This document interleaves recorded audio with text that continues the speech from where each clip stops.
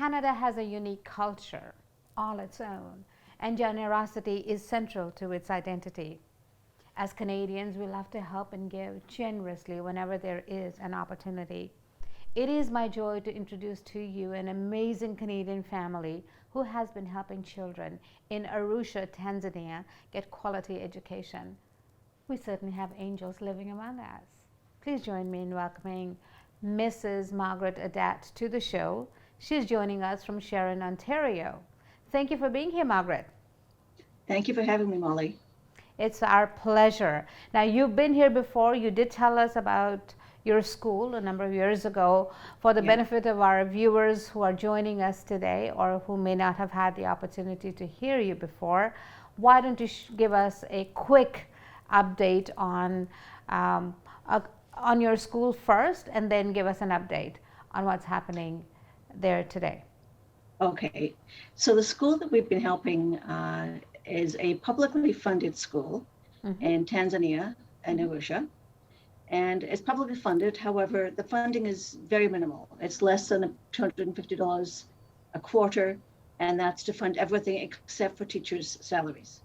So really it leaves the school and the students and the teachers without even the bare essentials of supplies. And the facility that they work out of was not good at all. So you have an amazing story to tell us how you were introduced to this school and how this opportunity came about. So why don't you share that with our viewers? Okay, so it started when we were on a vacation in Tanzania, my husband, myself, and my two boys. And we went there. My husband was born in Tanzania. We went back there to see his birthplace and also to go on the safaris and see all the beautiful sights of that beautiful, beautiful country. And it was a wonderful trip.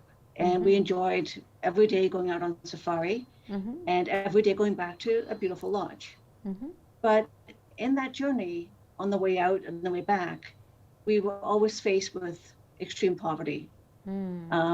Seeing children in the street, some without shoes, walking to school.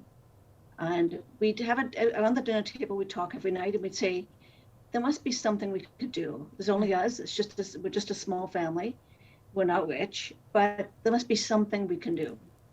And we decided during those dinner talks that the best thing to do was to help with education. So we asked our driver, David Laser, and who'd been a very thoughtful man through our whole trip there. And we said to him, we'd like to help a school. Maybe you could help us choose a school, maybe one your children would go to when they are ready for school. And David, being David, said, I would like to think about it. And 2 days later, he came back and he said, I have the school. I know a school that really needs help. And he took us to J.K. Noweri Primary School. Well, you know, when we go on vacation, anything can happen, right? And so that's how this great initiative began. And so give us an update on what has happened since then. So since then, when we got there, as I said, the washrooms were just, I can't even describe them, so bad. The teachers had no supplies, not even chalk. There might be, in each classroom, there was about 100 children. There might be 3 textbooks to share between 100 children and a teacher without chalk. So very challenging for the teachers and the students. So we've been involved with the school. That initial trip was 2007. And we've been involved with the Rotary Club since, I would say, 2013. And we have managed to raise an incredible amount of money, well over $120,000 in that time. Wow. And what that has done is allowed us to replace those washrooms I keep talking about with sanitary washrooms. We fixed up all the classrooms. We put in a water supply. They had no water, no drinking water. We put in a water tank and a water supply for them. We built a wall around the school to protect what was there for the kids. And in 2020, that was a huge year for us. So we had one huge donor, and he donated enough money for us to buy a textbook for every student, for every standard, for every subject. Wow. And that is unheard of within the school. The other things we've done is we built a kitchen. We give uniforms to the orphan children. So as they need them, we then supply the uniforms because you can't go into school without a uniform. Mm-hmm. We also feed the students during exam times. This school has anywhere between 700 to 900 children, depending on the year. Wow. And yeah, it's a lot of kids. Mm-hmm. And we love to feed them every day, but it's not sustainable to feed 900 children every day. But during the national exams, which is for standard 4 and standard 7, we feed the kids through those exams because then they can concentrate better when the stomachs are full. Mm-hmm. And the idea of that is to get the marks up. Wow. The other thing we did in 2020 is we built 3 new classrooms because the classrooms were very, very crowded. Mm-hmm. We put in additional water tank because the one we had wasn't sufficient. We also, during COVID, we sent the money to have masks made for all the children and all the teachers to try and give them some protection against COVID. Very good. Yeah, and we're at this point, we've just started completing a teacher's residence that was started many, many years ago by the government, but left because that will give some security within the school, and also the teachers will be there to give extra care for the children. Incredible. You know, this just goes to show how much can be done, right? So education is the only way by which people can escape poverty. And now this generation that is going through this educational system, well, you know, their descendants, you know, they will not have to face the same challenges as these children. And so that is absolutely commendable. We're so proud of you. We're so grateful to you. It just goes to show, you know, if you have a heart and how much can be done, right? There are amazing opportunities for us to help and share and build all around us.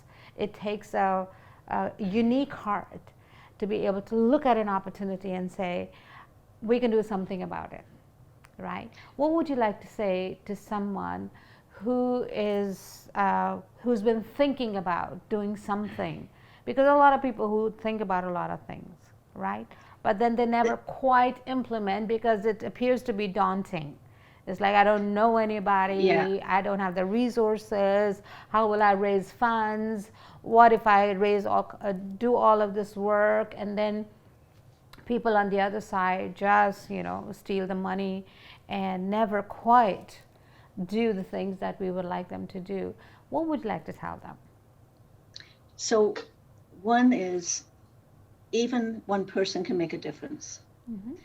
And, you know, it can be daunting, but start small. Like when we started, we walked into the school, we didn't know what to expect. We didn't know, you know, how we were going to help.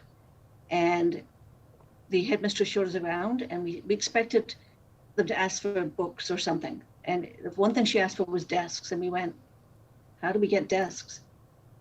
So we gave her money. We just it wasn't a lot of money the first time through. It was enough to buy 13 desks, I remember. And we said, we'll give her the money and we'll see what happens. Like sometimes you have to take a chance. Of course. And it may not always work out, but I think most of the time it does. When we gave her that money, she immediately called all the teachers together and told them we gave her the money to buy the desks. Wow. And I said to my husband, that's our receipt. That's all we needed. And then we started off small, and we sent supplies, and then we sent more money, and we got pictures of more desks. And all we asked in return when we sent was pictures to show that things were happening. Wow. And you start off small and you talk to people about it, and people get interested and want to help. Absolutely. And we ended up going to Rotary Club, and I talked to a Rotary Club and said, this is what we're doing. And they said, we'd like to get behind that. And what that did was give us a way to write a tax receipt for donations given. And it also made it very legitimate because the money is going to Rotary Club of Willowdale, and 100% of the money goes to the children. Wow, that is incredible.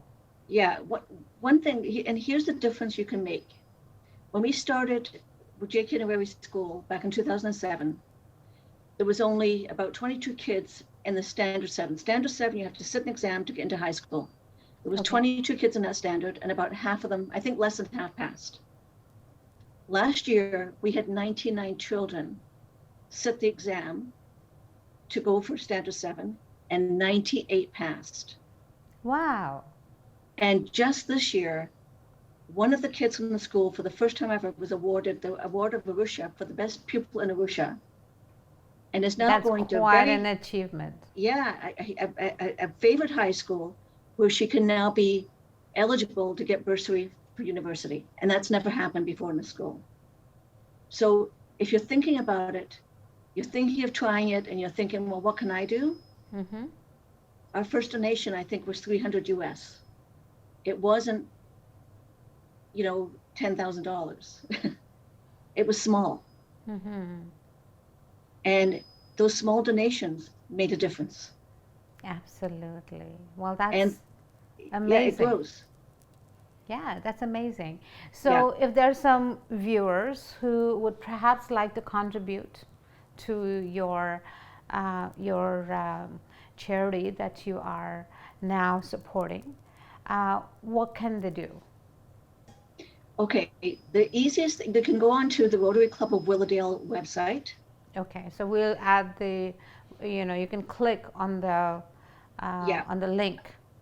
Yes. Listed and below. There's a donate me, and then when you're going to donate me, there's an actual part for J.K. Noeri School in Arusha. All and right. anything that's donated there on that website, 100% goes to the school. That's wonderful. Is there anything else you'd like to share? Yes, there was one other thing, Molly, I'd like to share with you. We have been really fortunate to be surrounded by a lot of good people, and one of our good friends and his wife are authors. And they have written a book about the school, and it's really a book about giving back and how to move forward, just one of the questions you asked. And that book is available on Amazon. It is called Perfectly Ordinary, Yet Extraordinary.